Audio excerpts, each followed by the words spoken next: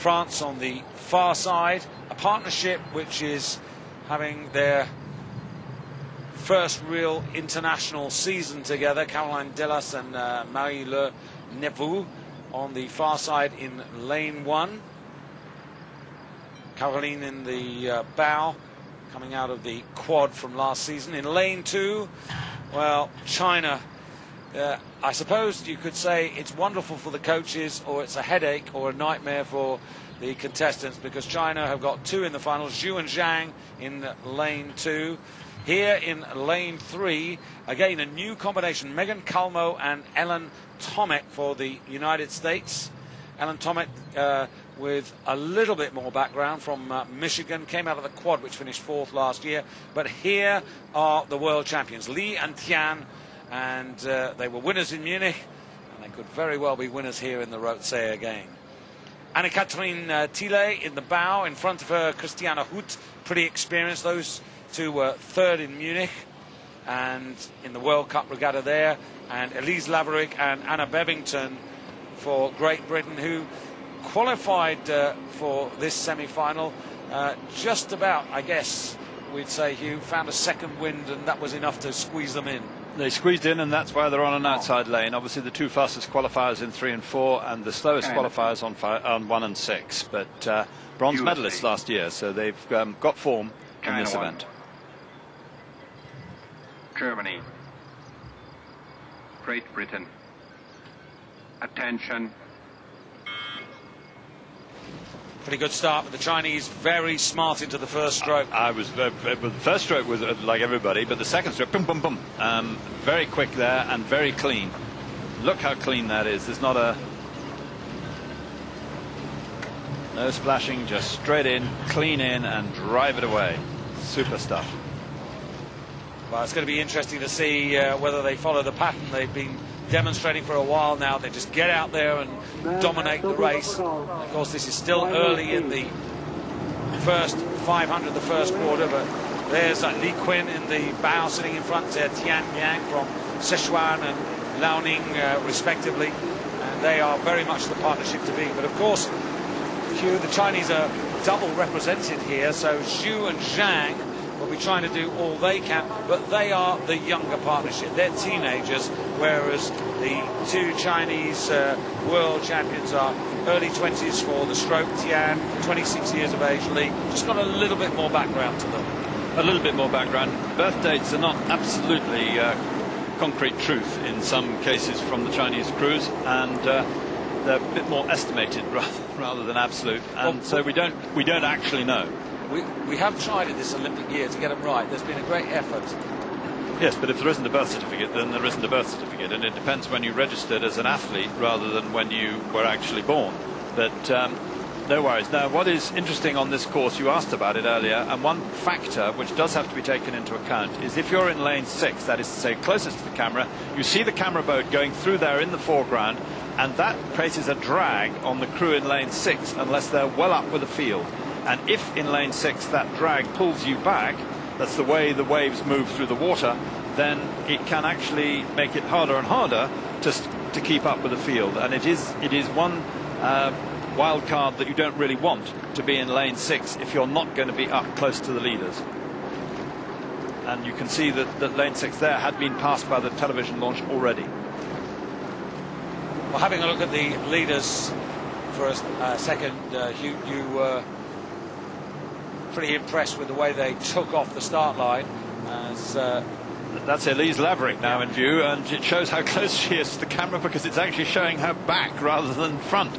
So there is that drag, but Germany is holding on to China. I was very impressed with the sharpness and speed of China off the start, which is the point you just made.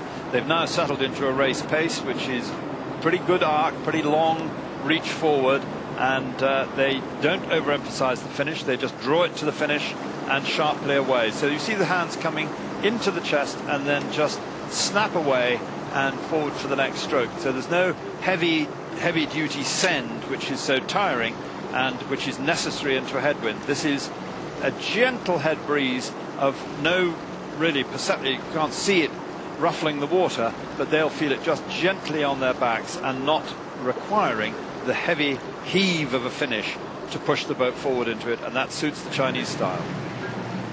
Saw Megan Calamo and Helen Tomek there coming to the half distance now.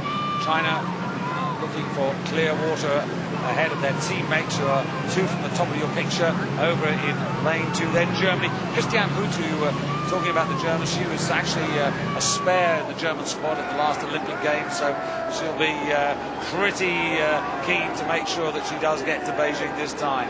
But you can see the Germans, the angle is a little tricky to judge there between China number 2, that's Zhu and Zhang on the far side, and on the near side to you, Germany, and then the Americans, and Great Britain still some way off the pace, but they have got up front of the French partnership on lane 1. But the Chinese now are really motoring here. They absolutely are, and I'm all credit to Anne-Catherine Thiele and Christiane Huth for hanging on in there, because they are the only crew that is seriously challenging. The United States crew, Megan Calamo and Ellen Tomek, are not, I don't think, going to be able to get back on these 3 medal crews. So the Germans have definitely shown a step up of improvement, a step change since Munich, when they looked a bit leaden, frankly, and here they're using power. It is a power style, but they're hanging on reasonably close to China. Don't, I think, have not rather put themselves in a position to win, but have probably got the edge over the young Chinese crew, China 2, over in lane 2, and will lead them at the moment by a small margin. Can they make the difference for a certain silver medal in the last 500 metres? It will be interesting, because they were close to 7.5 seconds down on the Chinese in Munich, so we'll get some sort of measure of proximity. As you can see, China 2 going through there in second place, then Germany. I called it different there, but anyway, nevertheless, we'll see at the finish where it will be absolutely accurate. I thought Germany had just got the edge on the surge at that point.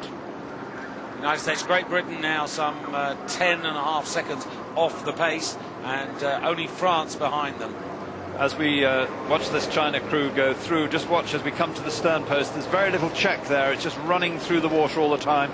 Germany beginning to apply a bit more power. They've obviously got in a race plan a harder last 500 metres. They're beginning to bring the rate up, and they're really moving quite well together. I'm quite impressed with the improvement in Thiele and Huth, and they look like they're not overlapping China 1 yet, but it's a very tight race for silver medal. I won't call it now.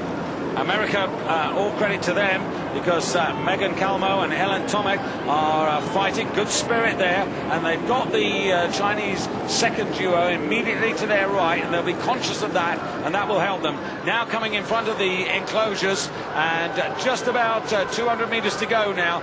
China and the world champions Li and Tian very much in charge, as they have been. Christiane Huth and Anne-Catherine Thiele on the near side, and I would say, yes, in silver medal position ahead of Zhu and Zhang for China in third. America trying still to get back into this as we come towards the finish now, just about 30 metres towards the line. It will be a Chinese victory for the world champions. Germany in second place, then China, then the United States, and they are considerably ahead of the rest. And China take it, Germany second, China third, then the United States. Top there, France. Here's Great Britain on the bottom. Great Britain take fifth, and France finish in sixth place. That was a very impressive last 500 from Germany in that silver medal position. They closed on China 1, and 39 strokes to the minute. They made a real difference and tore a hole in China 2, so that they finished half a length ahead of bronze medal position. Well, let's have a look at the body language here. I mean, the real question is, could they find more, this Chinese duo? Absolutely. They were closed on because they didn't have to do more to win this regatta. There's no desperation there. There's no anxiety there. Germany was absolutely racing flat out to beat China 2 and get silver medal, but they didn't. The impression they made on China 1 was by permission, was definitely with permission.